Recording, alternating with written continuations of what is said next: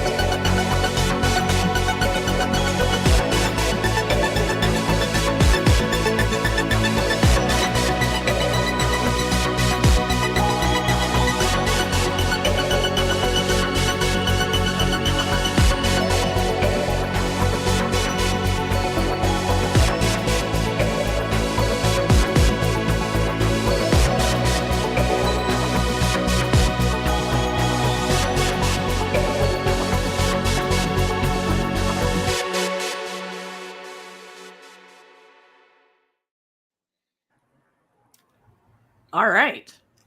So here we are on episode 4 now? Yep. Correct. Among the Lotus Eaters. Who wants to fall on the sword today? I feel like we should give Jermaine a pass. Well, he already had something prepared, right? Oh, yes. Yes. In which case, I am not going to steal anybody's thunder. All right. Captains Pike and Battelle realize their relationship is difficult, so Pike decides to pull back to save her career. Pike is required to go to Rigel 7 because Starfleet has learned the Enterprise, under Pike's command 5 years ago, has contaminated their culture. Mbinga, La'an, and Ortega are asked to join the away team. Well, La'an has to stay because Pike informs the captain that an unknown material is found in the debris field shrouding the planet. Ortegas does not like not being involved in the away mission to instead maneuver the Enterprise. Shortly after being on the planet, their memories start lapsing from symptoms similar to tinnitus. A similar condition starts to affect the crew aboard the Enterprise. Inhabitants of Rigel are found using Starfleet weapons, and they know Pike and team are from Starfleet. Pike realizes the person ruling the area is a Starfleet yeoman, a person assumed dead. He confirms the planet is the cause of the changes they are and will experience. In anger for being left, the yeoman, Zach, orders them out of the castle so they eventually lose crucial memory. However, they still retain pieces of their personality as needed. A local man takes pity on the away team, saying they are without a totem that guides them at night. They quickly realize they are not fit for manual labor and don't belong there. Only the Kalar in the palace retain their memories. There's a local fruit akin to the Lotus in Homer's Odyssey, which signifies their lack of desire of their own memories. The local man tells them their emotions, however, help guide them towards certain memories. Pike shows his necklace, the gift given by Battelle, and he knows it is significant to him. Pike and La'an decide to fight back, but she is badly hurt. Number 1 is so affected, Spike takes command of the Enterprise. Mbinga can treat La'an only if they can get to the palace. Ortegas and Spock lose their memory while on the bridge. She only knows she is angry with Spock, so she leaves the bridge for her quarters. There, she realizes she's the pilot and returns to the bridge to get the ship out of the debris field. Mbinga hurts his leg in a fight with the palace guard, so only Pike can enter. Pike overtakes Zach and finds Starfleet tools. The ore of the palace and helmets worn by the soldiers protect them from memory loss. Moments before Pike decides to kill Zach, he gets his memories back. Before leaving the planet, Pike decides to break General Order 1 and has Ortega remove the debris from around the planet. Pike apologizes to Battelle. It's a hell of an apology. Just want to make that observation. Also, I dig the music, Jermaine. That was nice. Yeah, that was good. That was nice. I was like, yeah, get into it. Did you catch the captions at the bottom? Oh yeah. Yes. Yeah, the guy with the sound strainer helmet. Yeah, it pretty well. We found out in the episode that pretty much was the like aluminum foil on the conspiracy theorists. Oh man. with everybody's budget Genghis Khan. I swear, like he comes out with that crown and the long hair and like but that nice kind of that nice kind of fade. And it was a nice crown too. I mean, it looked like a princess's crown, you know. And he's still wearing the uniform. I think it was very deliberately meant to be a little off, because I think that was very much kind of like what they were going for there, is to indicate that Zach's not okay. You know, I mean, he hasn't gone full like Kurtz, right? Like, I mean, we're not having the horror. Man, we're gonna ram every literary illusion we can possibly ram into this show tonight. So just be aware. I'd expect less. Yeah, good call on the, you know, just in case you weren't sure what that, you know, what we were getting at with the title. Here's the fruit. Reference. Well done, Strange New Worlds writers. Well done. But I did like some of the things that they talked about. I mean, they talked about inequities. They also talked about kind of pseudo religion, and that, you know, the totem kind of sort of became their religion, especially if you were in the working class. Also, that really spoke Cloudbinders to me. Yeah. They also talked a lot about emotions, the importance of emotions, and they kind of they didn't really hit us over the head with it, but it was especially important when it came to Spock, right? The fact that he allowed Ortegas to do that, because, you know, he was already like, emotions are not facts. Can't do that. You know what I'm saying? Like, what fact do we have that you should be flying this ship? I mean, not a whole lot, except that she was vertical and into space. You know, which Spock was also kind of struggling with. Let's be real. Why was he even there? Like, literally, he did not have to be there. Because he had nowhere else to go and no idea what else to do. I mean, he's sitting there, he's holding his magic clipboard of doom, only to discover that he can't read. Can't read. And by the way, would you even know what he looks like? I mean, no, because nobody has, like, I mean, I guess maybe he stuck his hands to figure out if he had pointed ears or not. Like, I don't know. I mean, if that's what he did, we were robbed, y'all. Like, I would have loved to have seen like a Gregory, like an Ethan Peck kind of moment, like trying to touch the ears without actually ruining the prosthetic. That would have been amazing. But I think this is one of those episodes that's about stories and how important they are and how important a narrative is. We get that certainly in the totem, right? Which is and it's literally the central column in Luke's house. And if anybody else thinks that Luke was as a name was coincidence, no. No. It's literally the central weight-bearing pole in his life is this totem, which basically forms the narrative. And this narrative that they base their life on is very fragile. And I thought that was really interesting, right? Like, you know, it's the totem combined with the tattoos. Yeah, I fully expected that once he got in the castle, he would remember that he actually was the king. I know. I was fully expecting that. I was like fully expecting on like some Claudius nonsense to come up. Absolutely. Right. But there's a really kind of interesting question here. Like, one of the questions is, who are we without our memories? Are we the same person? Are we someone different? And we've seen this before. There's an episode, certainly, of TNG where this happens, right? With Rolaren and Riker and that whole conundrum, 5th season, thing that they did. Yeah. Does it count if you didn't have your memories? I don't know. Well, just Riker trying to play that. It's like, okay, all right, got her. Okay, next up, Troy. And then, like, if he would have more time, he would have gotten around to crush her too. He's playing Enterprise. He's playing Enterprise Lady Bingo, or Pokemon. I don't know. Gotta catch them all. I'm going to the special hell today, guys. I'm going to the special hell. But I think that's really interesting, right? Because what we find is that for the most part, and Pike actually makes this explicit, they stay who they are. Yeah. Spock doesn't abandon. I mean, we laugh about him being up there because he doesn't know what else to do, but rather fundamentally, that's who Spock is, right? Like, his devotion to duty is legendary. And then Erica, I have some quibbles with this, but fundamentally, we make Erica Ortegas, and I fly the ship. Yeah. Right. I mean, that was almost like a Gwen moment from Galaxy Quest, right? I have one job, and I'm bloody well going to do it. Yeah. But at their hearts, we have these other great moments, right? Where we have M'Benga, who is, even if he doesn't know his own name, a healer. Yeah. He immediately rushes to Lahan's side. He immediately starts providing the proper first aid because he knows it. That's, it's just become part of his essence. Like as Chapel said, there are simple things. You just done it so many times. You just know to do it without thinking. Yeah, and I think that's part of it. But I think you also have to be willing to throw yourself into it, right? Like Erica Ortegas, I'm going to go back to her for a second because what she does is tremendous.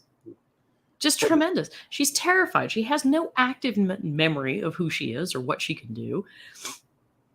This disembodied voice tells her that she's the one who flies the ship. And she's like, okay, I think I can do that. And we need to get out of here. So I'm going to go do that. That's a huge leap, guys. Yeah. Huge. And Pike takes charge. Pike remains mostly himself. And, I think they were flirting with us this whole bit about whether or not he was going to actually beat Zach to death. I don't think he would have. I think he was sad and desperate, but at the end of it, I just don't think he would have.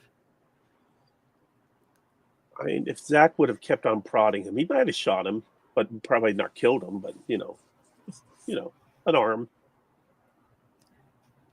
Maybe, but by that point, Zach was just pretty pathetic. Yeah. Fancy robe notwithstanding. Yeah. I just wanted to see the tiara. I just wanted That's what you want in life. You want a tiara. I don't want a tiara, but I was like, dude looks really nice with that. I know, right? Like, let's talk about the maroon styling, and then like they've just taken it and made it and made it my symbol. Except that it's literally not on your shirt, bro. Like, yeah, you have operations yeoman on your shirt. By the way, a yeoman. Basically, I mean, I'm not going to assume that he controlled the entire planet, but a yeoman coming up with this ingenious plan, like I know it was like a takeaway from a movie, which was a takeaway from a poem, "The Man Who Would Be King." Like, I get that, right? I get that, but just the fact that Star Trek literary illusions just keep coming, and so Star Trek basically just allowed a yeoman to take over something. You know what I'm saying? Like a yeoman. Yeah, except for the fact that he's a yeoman with, 2200s level tech. Yeah, it's the significant technology indistinguishable from magic. Mm-hmm. So he sets himself up as God King, effectively. Yeah. And is somehow just smart enough. Everybody's gonna start somewhere, man. Like, I mean, he was assigned to the Enterprise. He's not supposed to be a slouch. And considering how many people went down in the original away mission, they have more rifles than were in the original. So he built those. Yep. From the phaser tech that was left over. So he's obviously got some engineering ability in him, and that alone is a good reason why there isn't some Kaylon that turned on him. Once the technology was available to him. All of that makes perfect sense. I guess my question was, even after I finished watching it, was how did he get inside the castle? Because the only way that he could have done any of that was that he was allowed inside the castle. How would he remember that? Maybe he was taken prisoner and woke up in the dungeons. Yeah. It's possible. What would have made him special? He's wearing a red shirt and he was one of the alien attackers that they were able to take. Like, I mean, surely they were going to be like, all right, we're going to pump you for information now. And then he's like, oh, you're holding the boomstick wrong. Let me show you how to do it. I guess. Yeah. I know I'm usually the one that's supplying these. It could have happened this way. Right. So I'll give you that. Right. But I think rather fundamentally, though, Zach's not important. No, I agree with you. And it's more that he's not even he's not even really a character. He's just, at that point, he is an abstraction. Yeah. He's an abstraction of Pike's guilt. He's an abstraction of what happens when you are at your heart not the person you should be. We go back to Kurtz. Yeah. Right? Because there's very kind of like, there was a heart of darkness element to this too. Yeah, definitely. But when you consider, I mean, they kind of cut over the long journey that they had to go on to make it there. They didn't exactly have the boat ride up the Mekong. But...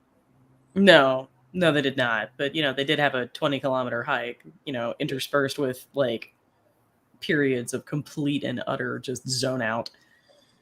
Yeah, they were all running on the amount of autopilot they were running on. It's like, what were they saying to La'an during the 6 hours that she was zoned out? Like, did they just be like, all right, La'an, yeah, she's lawning it up again, okay? All right, she's going that direction. We can't stop her.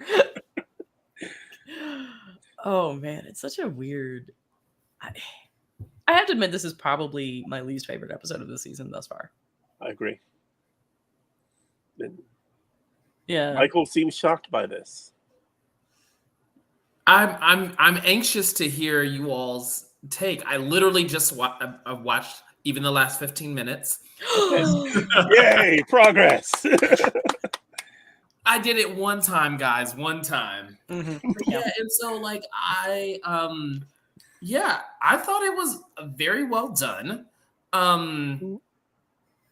Yeah, I'm very anxious to hear like least favorite of the season.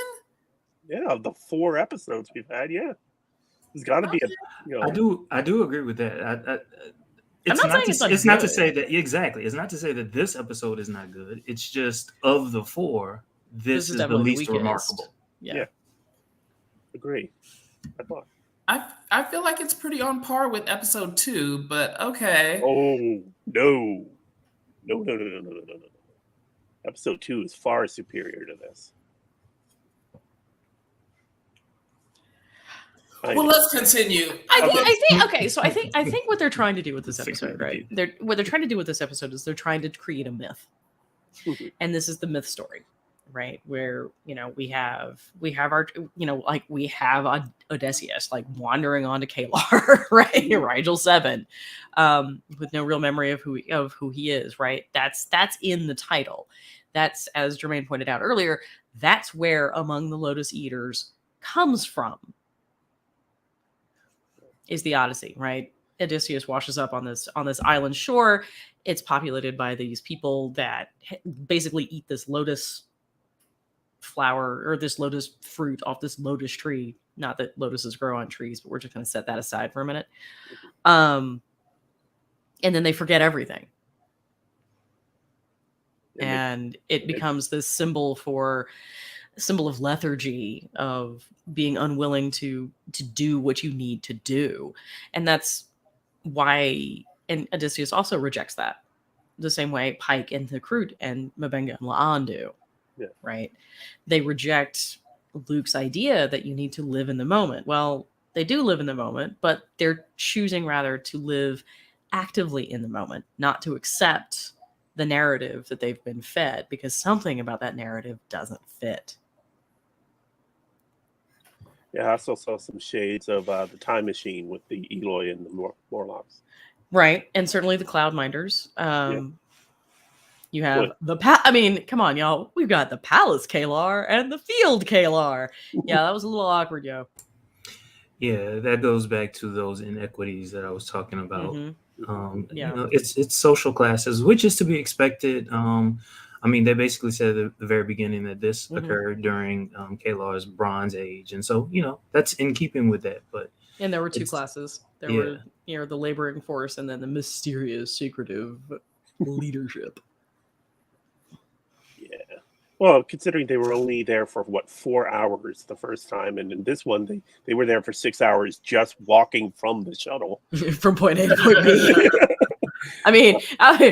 Mabenga and Pike walked for 6 hours. Lon walked for approximately 30 minutes. So it was pretty much like Lord of the Rings, Fellowship of the Ring, where must go to Mordor, Mr. Anderson. Simply walk in.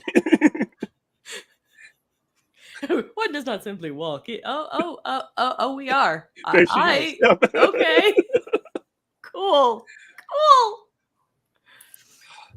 They definitely had strong Wizard of Oz when they're looking down at the Wicked Witch's castle. I know. And then, like I said, Genghis Khan from Wish pops out.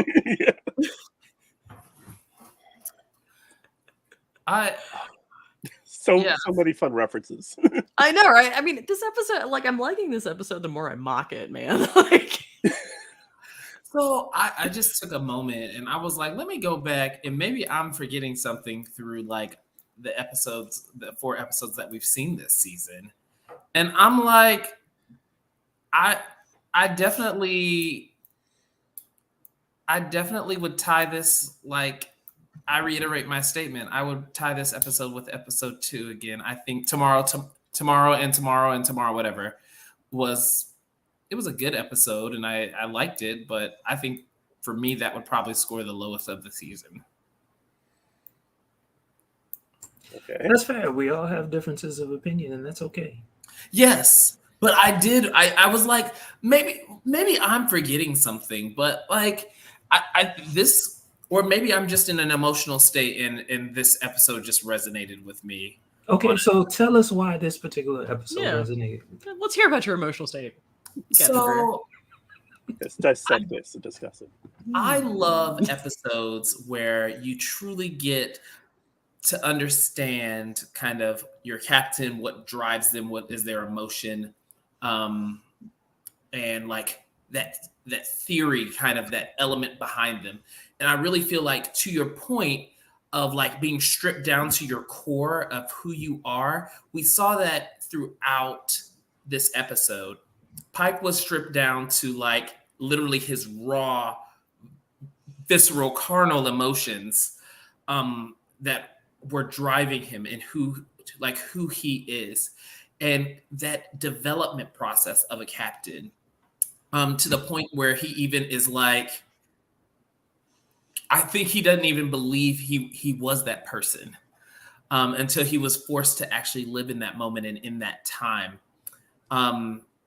I'm going to need you to flesh that out. Which person do you think he didn't believe he was? So when he's holding the phaser rifle, of course, we gave a good spoiler alert, but when he's holding the phaser rifle to Zach at the very end, right before he gets his memory bits back at the perfect time. But when he gets that moment, he's it's just a few seconds after this clip, right there, you see how not as mad, but he was very carnal, very visceral in that moment and in that time. And when he snaps back and then is like, who the fuck was I? Is that me? And then it sits in and he's like, this world changes you. And he's like, no, it shows us who we truly are and who we have to fight through to be that person, to be that captain, to be that that model. So I think that's interesting because I didn't get that at all. I didn't feel like this was you need to fight through. You need to fight through your weakness in order to get to where you are. I actually saw this as a celebration of the various characters and who they really are. Lon does exactly what we think she would do, right? She's brash, she's combative, but at the end of the day, she only really becomes violent to protect Pike, right? Yep. Mabenga, right? Her natural instinct as a protector. Well, she did Mabenga, snap the at world's Pike, worst woodcutter. Okay, dude has no idea what to do with a saw. You'd think Right. he would know as a surgeon. As a sawbones, but no, apparently that's just different. He drops his stuff and he immediately runs to her in a way that no one else does, right? Pike is doing everything he can to protect the people that are closest to him, and the best way he knows to do that is to take charge and come up with a plan. And his leadership style doesn't change, right? Because the Pike we know is a cooperative leader. He is more than willing to. He wants suggestions, he wants input, and then eventually he's going to pick the best option and go with it. And that's exactly what happens here. I really kind of feel like it's that confrontation with Zach that's where the episode lets me down. Because the episode is trying to do this feint where we're asked to believe that Pike, who has thus far demonstrated that he is exactly who we've seen him to be for a season and a half now, roughly, they're asking us to believe that he's gonna kill this guy. And the thing about it is he's not. He's not. Even before his brain started reconstituting itself, via the magic of the shielding mineral of doom. His own ethics. That are just we're gonna stop him. He is, yeah. But I think he was desperate. He tries to get to a point of desperation, and I gotta tell y'all, I don't think Anson carries it well. I just don't think he managed it here. So are you saying that the performance lacked or the concept lacked? A little bit of column A and a little bit of column B. The concept is fine. The execution is not. And it's not even just a question of performance in terms of the execution, but I think also structuring the story the way it did. If you were going to build up to that point, if you were going to really try and sell me that Pike is the only character that is somehow deeply violent or problematic or whatever, or who's going to go completely around the bend, you should have led with that. There should have been more leading up to it, and there just wasn't. Especially when you compare it to what Ortegas went through. I totally believed her going from scared, unknowing, and being able to, suck it up and do the job that apparently she has to do, even if she Melissa Navia nails it. Nails it. She said this is her favorite episode so far. Well, it's her. It's I was going to say it's her episode. It's the only Ortegas focused episode we've had so far. Period. And I still wanted more Ortegas. I do too. And hence the hashtag more Ortegas in the headline. Because we got no backstory on her, but she basically was half the episode. And I love how, and her arc is flawless. Her arc is fantastic.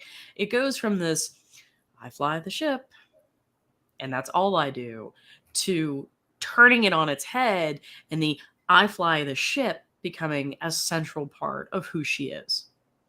Right. And I really thought that was fantastic. Coupled with the observation that she makes that, when you do it every day, sometimes you forget how awesome it is and how important it is. And that's true. So, Marie, this is where I'm going to agree with you. I like that he has to set that out. Like, I agree with you right here. No. When I love watched you, Jermaine. When I watched it, okay, so he and Mabenga are fighting, right outside the gates. Okay, good, cool. All right, so he can't go in with you. He's got to, hold everyone off. And so the next thing that we see, he's in the throne room, right? He's in the throne room, and he's about to. So who did you go through to get to him? You know what I'm saying? And I felt in that moment, I was like, oh wow, they should have set this up. You know what I'm saying? Like some type of, I don't know, like moral dilemma, right? Like a moral dilemma that scatter them around so that we have bodies gone through, so that yes, everything that we saw in the end would have been set up. But moving that aside, I understand they only have a certain amount of time, and they did spend so much time on so many other characters. So I was willing to say, okay, it was a good episode. It just could have they could have added that one little piece that could have been a minute long, and boom, I got Again, it. I'm not arguing that it's a bad episode. That's not what it is. It's just I think this is the weakest and most poorly executed, which I know that sounds like a criticism, but like it's not. I mean, it's still head and shoulders over the season of Picard. We do not name. We just don't even. That never happened. But I would say there are a couple. Wait, I'm sorry, Michael. Which season of Picard? The season of Picard we do not name. Thank you. Listen, we just thank God. We just thank God for the number 3 sometimes, because that's just saving grace. Do you even hear yourself sometimes? You just said I thank God for the threesome. Like, the number 3 is three. what I said. I know. The number 3. I'm sorry, the chance to reference Right. Season 3. I had to go for I love it. I love it. How did we? And it came from Keith. How did we get here? I know. It's a dick joke from Keith. Keith, since when do you go there? You know what? I'm just not. I guess you just bring it out of me, Michael. That's all. A little bit. I said, Michael, you got to read tonight. You got to do all of this, but you're going to do this show. It's going to be good. You're not even going to drink during it. You know what? You're making me want to drink, Keith. You're making me want to drink. Okay. Wow, we're adults, y'all. I was going to go see Isn't Iron it Man. scary? Mike, I'm sorry for interrupting you. I'm sorry. What were you saying? I done forgot now. Apparently, I done went into the into the gutter. Straight out the gutter. What is the importance they of the gave number us 3? mortgages, man. But I think that overall, I really love that. To your point, everybody got their fair shake in this episode. Everybody had their time, had their moment, and it beautifully balanced, giving everybody a story, a role, and a purpose. I have to disagree on that. Where is Pelia? We were robbed of Carol Kane this episode. I would have loved to have had 30 seconds of Carol Kane just being ditzy and lost in the hallway. Oh my god! Could you just see her randomly flitting around engineering, pushing buttons? That it would have been just this little, physical comedy, and it would have been fantastic.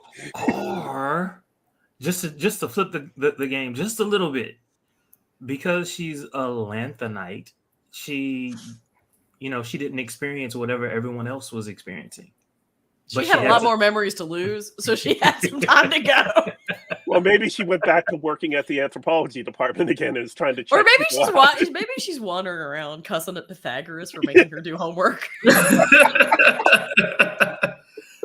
That would be so. I would say I didn't miss it. Since Pythagoras made the crap up. Favorite line. Sorry, I'm sorry, Michael. But no. I mean, I think that was what really well done, and I loved the development. And so ultimately, when I watched this episode and when I thought about it for the 25 seconds that it took me to figure out my password to get logged in here, it reminded me of one of my favorite episodes, or my all-time favorite Star Trek episode. And I don't want anybody to cuss me out. I don't want to hear any comments. I don't want to see any notes from anybody. But my favorite episode is Sacred Ground, Star Trek Voyager. To me, we've talked about this before. I'm not changing my position. It ain't going nowhere. I don't think it's a bad episode. No, it's not a but bad to episode. me, I really love where you get to kind of see a captain kind of in that very deal with almost the enigmas of being a captain. And to your point, I know you're saying that the Zach scene let you down at the end, but to me, it really just showed like carnal, like how carnal. And I really believe that. I think that if his memories didn't come back in that perfect moment, I think he would have shot. Like he was angry. He was truly there was fear. And my headline going from like that fear part, time lost, fear forgetting, like he lived in that fear for a while, like in this scene and in this moment. I think that there's the acting wasn't probably top tier.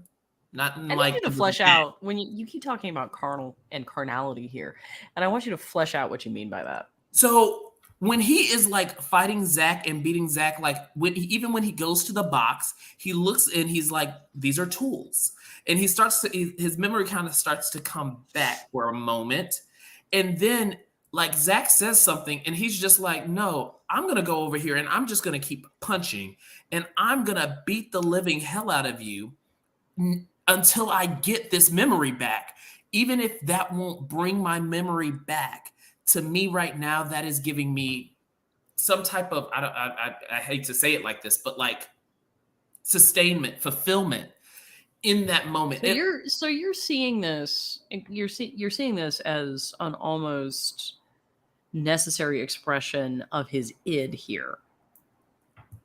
I would say that. I would say that. Right. I think that's a reason. I think that's a reasonable. Oh my god!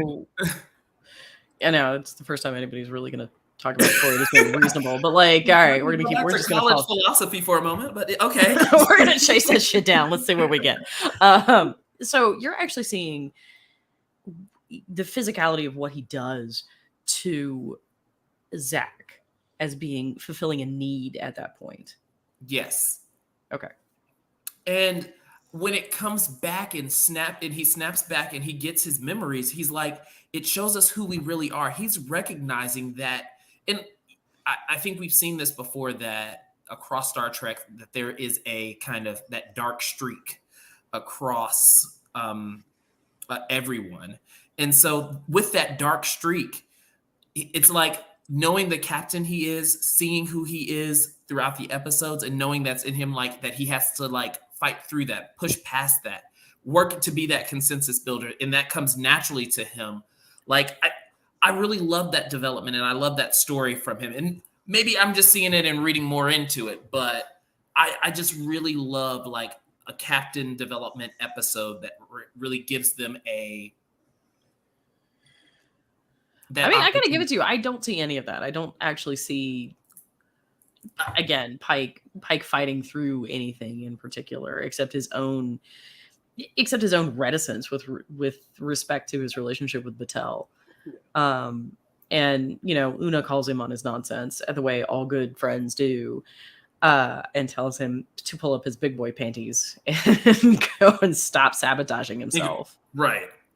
And it basically takes this whole sort of thing where he has to live in that emotional reality for a minute, for him to realize what's important. I don't see him. I mean, even when he looks at Zach, right? He looks down and he says, "I wasn't going to kill you,"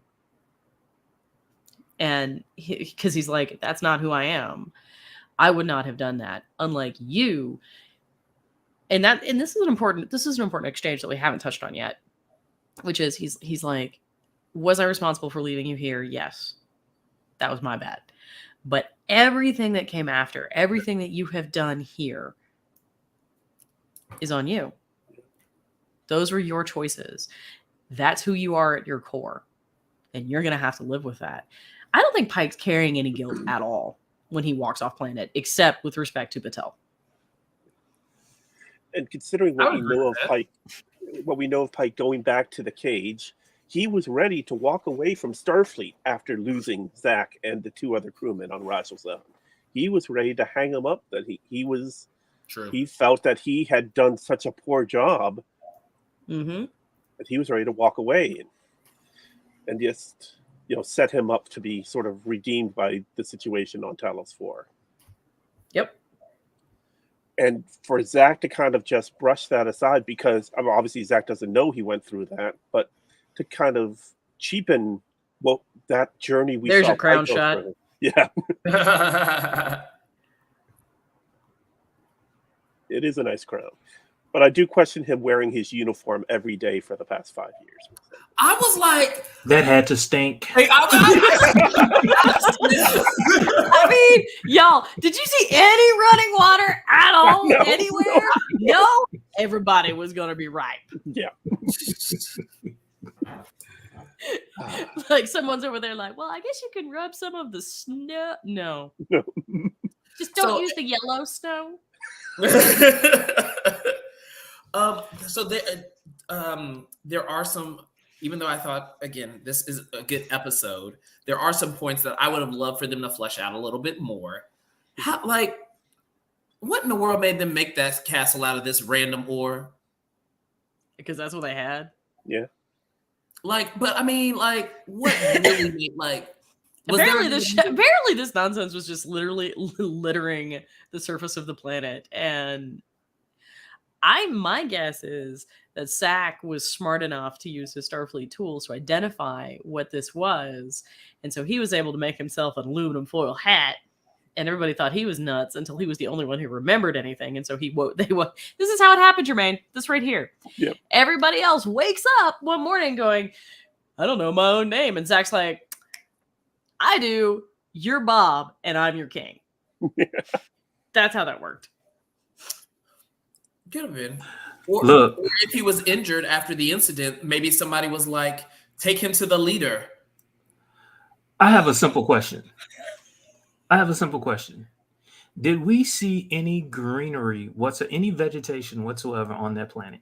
No. It was all snow. Where the hell did they get this from? Yeah. Right? Yep. Right? I just want to know. Can we also kind of talk about like the fact that they put it in that weird sort of star-shaped pattern, you know? Yeah. Yeah. Not quite. It's not pentagram. It's that reminds me. For some reason, that reminds me of the Vulcan temple in the first episode of Picard, of Enterprise. You mean Pajem? It's a 10-pointed star. Wasn't that where they found the shadows of Pajem with the Andorian, like the listening station underneath, and the Andorians were trying to burn? Like, that's shadows of Pajem. First episode. No, that would have been Broken Bow. Yes, thank you. Where there's not a whole lot of corn. As the only Oklahoman on the call, I would point to you. Yes, we talk about wheat in our state song. But my dad is from Oklahoma. Thank you very much. That don't make you an Oklahoman. I know. I'm glad. My ex owns land in Oklahoma, so I pay taxes in Oklahoma. Well, they appreciate it, and I appreciate it if it was during the time that they were providing me an education. But anywho, so I don't know if it was Keith or Marie who talked about it. One of you all talked about this. We didn't see it for long at all, but these three, really it's two, but I guess now it's three.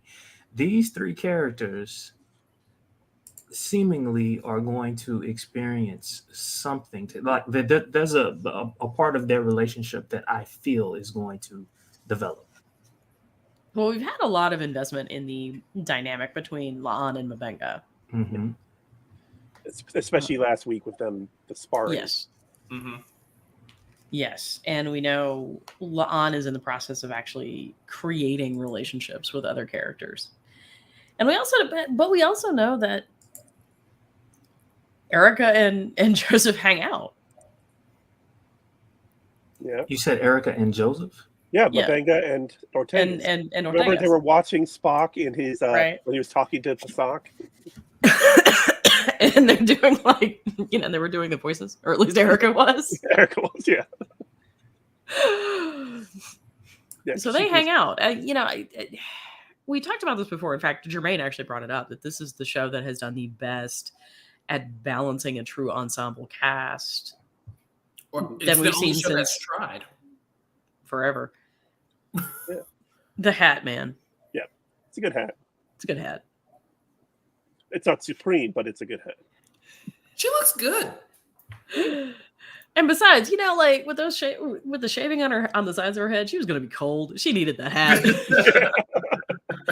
I found myself literally thinking that, going, yeah, no, that would be chilly. Yeah. I mean, Lon's got the full, the hair and the braids, so she's got it covered. But Ortega. I know, I mean, I feel like La'an's braids, the state of them it's kind of like Kevin Spacey's face on a DVD cover, right? You look at the state of La'an's braids to determine what kind of craziness you're going to be up for. I think that DVD cover was before my time. So another thing I had a question about. Okay, so they slept outside, right, during the forgetting. It's cold. Obviously not that cold. I mean, it's not so cold that they did not gravitate toward each other into a puppy pile in the middle, which would have been the smart move. Yeah. And what would have made anybody think that they would have survived? I mean, you know what I'm saying? Like, I don't think Zach cared. No. He didn't think that far ahead. He doesn't seem like the kind of guy that thinks that far ahead. Well, I'll leave it alone. I just think that Jermaine's like, I need you to make this make sense for me. No, it doesn't make any sense at all, because that fire is like literally 6 feet away, about 10 feet high. Who is it warming? No. Who? No one. Maybe it was stronger during the night. It's colder at night. What are you talking about? I'm trying to give them at least the benefit of the doubt. I know. I mean, we got this radiation. We got this radiation that's causing them to lose their memories, and maybe the radiation is keeping them warm. Also, wasn't there a time limit? I like the fact that you're trying. Yeah. Did they have I don't remember. Did they have not like radiation inoculations before they went on this? Not before, but not that we saw. After. Well, they said that spot modulated the shield harmonics to block the radiation. I just wondered because I remembered I was just watching the Children of the Comet last night, and they get radiation inoculations before they go down to the comet, and I found it odd that we had none of those in this episode. Great point. Yeah. Great point. Well, I was like, what? I was like, Chapel, where are you in your hypo sprays, man? You're like letting me down here. And then she turns into like the world's most platinum zombie. I did think that was super awkward. It's like, yes. Now her hair in the white uniform just kind of roaming around. It's beautiful. Yeah. It's beautiful. By the way, this right here, that guy, I guarantee you, is going to go and find all of the internal security footage and try to delete it. But Spock is going to have it and is going to pass it to somebody, and it's going to turn into like the Enterprise bootleg collection. There's some new things on Enterprise Bingo now. Right. Oh my God. He was in the fear stage. By the way, like, did we all? Yeah, but bro, he was a red shirt fear stage. Ain't nobody gonna let him live that down. No. Well, it could be engineer. I mean, not necessarily security. So we've talked about it, or at least I've shown the pictures. It is very rare that a B-level crew member, we get to see the inside of their quarters, right? But we see it from her. When TNG was on for like 8 years, and I think we saw Geordi's room maybe 2 times. We saw tops 2, we 3. Saw Worf's. We saw Data's. Riker's. We saw Troy. We saw Picard. B. I'm talking about like, not Data, not Picard. Not, you know what I'm saying? We have that entire Lower Decks episode where they're hanging out. Yeah. I don't ever remember seeing Geordi's quarters. Well, we saw Geordi's quarters at least once. We saw Rose. Yeah. We never saw Rose quarters. We saw Guyman's quarters in Generations. Yes. Oh, okay. Yes. But is she? I don't know. Like, does she fall outside of the general hierarchy? I don't I don't even know how that would work. Yeah, whether she would get quarters like. But I'm looking around at y'all. I'm looking around at these lieutenant quarters, going, damn, plush, fabulous. Right? Yeah, the size of the quarters on this ship is pretty big. I'm like, can I hire your decorator? Because clearly I'm a hot mess. I love it. That is pretty nice. One moment. I mean, it felt almost as big as Una's that we saw in Ad Astra Per Aspera. One moment I did like when you had Spock breaking the news to Ortegas that she can't go. Like Ortegas talks to him like, one-to-one, and you can realize, oh yeah, they're both lieutenants, so they are at the same level. And Ortegas definitely does not treat Spock with any sort of fear. She's like, you're bumming me out, man. I think my favorite is Spock. You need to learn to when to leave people alone. Yeah. I'm working on it. It was great, and just the height difference between the two of them. Yes. She's got to be tiny in real life. Yeah.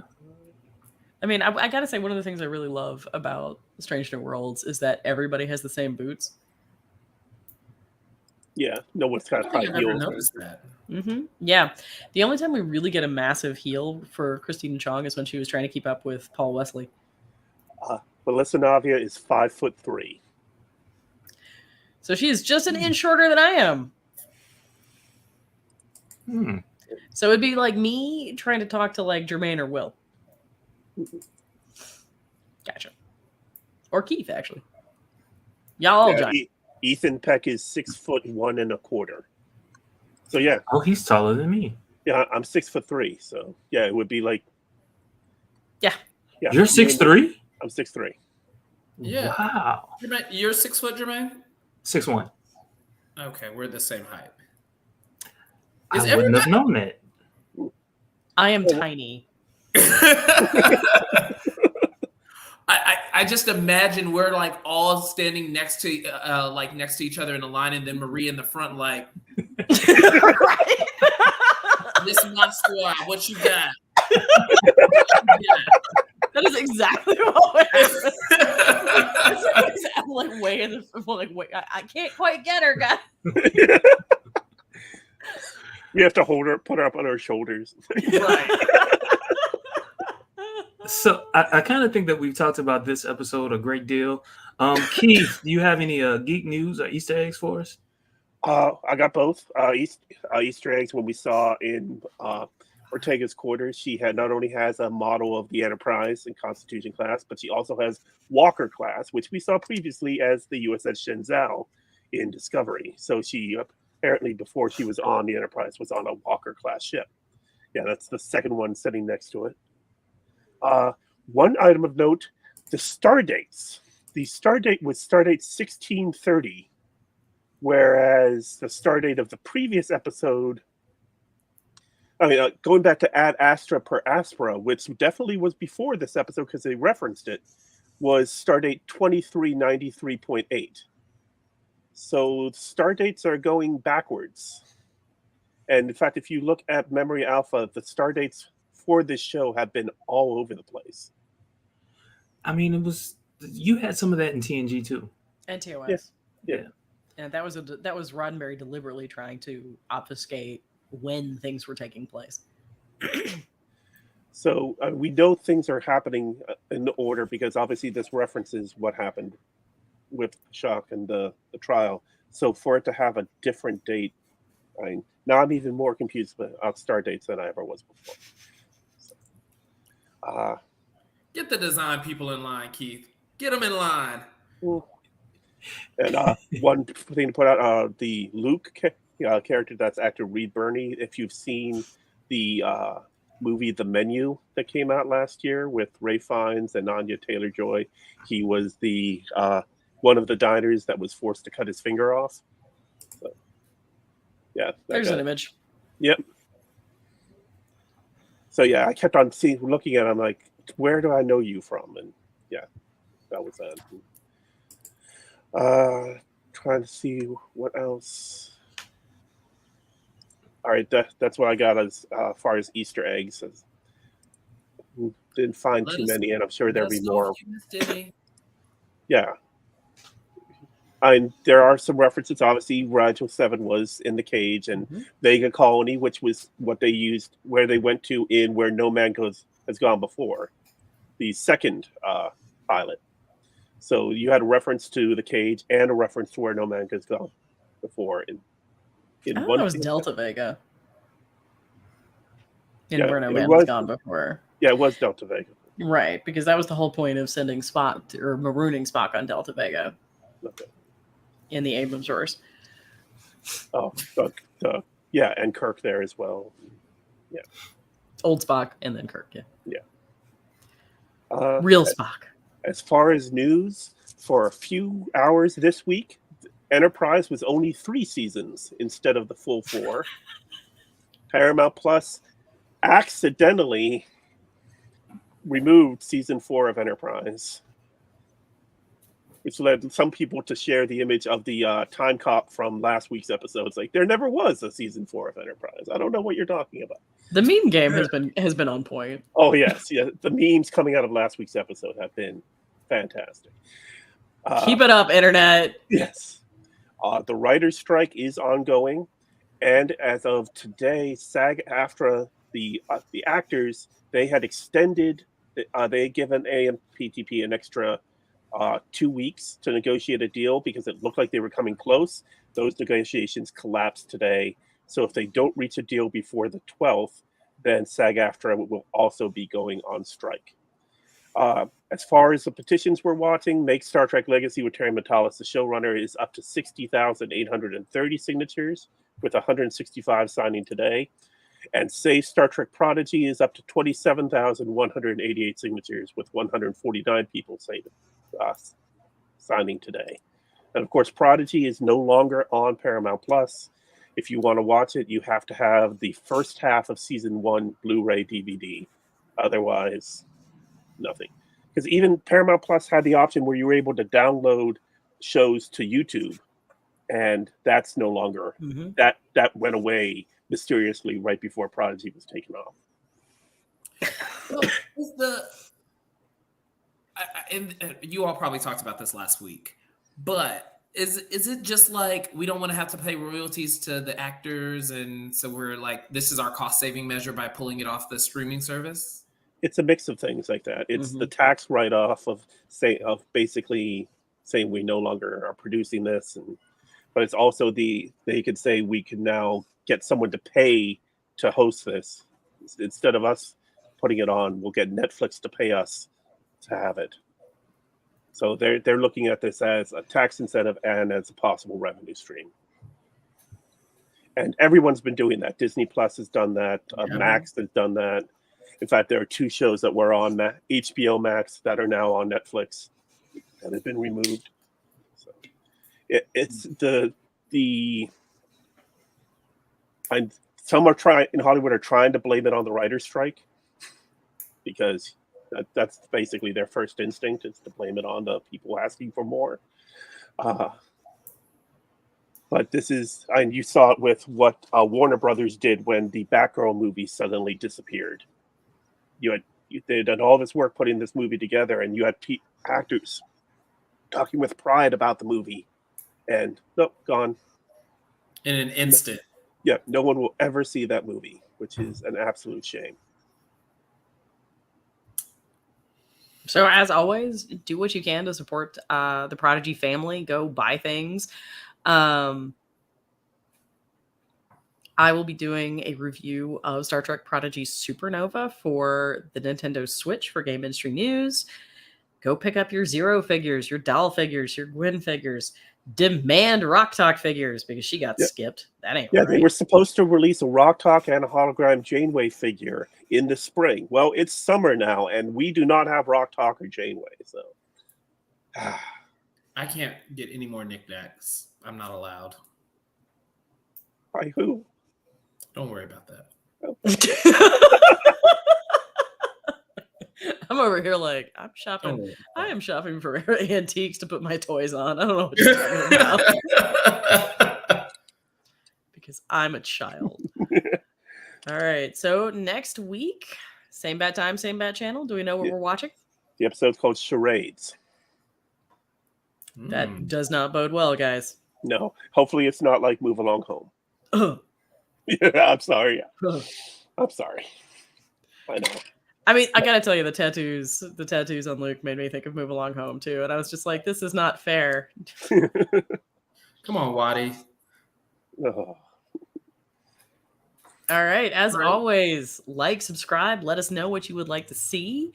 Let us know what you thought of this podcast, and you can find us where all your good podcasts are. Peace and soul.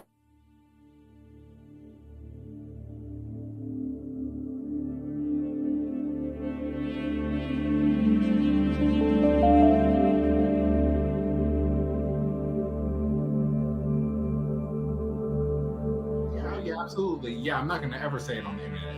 Yeah, never. Yeah. I'm sorry. Wait. There was a shadow of a church. Okay. What? William has questionable I didn't ideas catch about that what he one. puts. William has questionable ideas about what he puts on the internet. Oh, I remember that episode. Uh-huh. I remember that episode. Yeah. Uh-huh.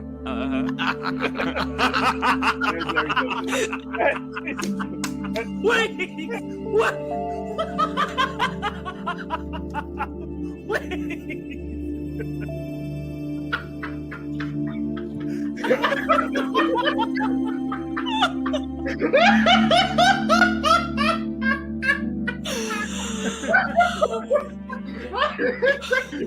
We put on an audio version of this podcast.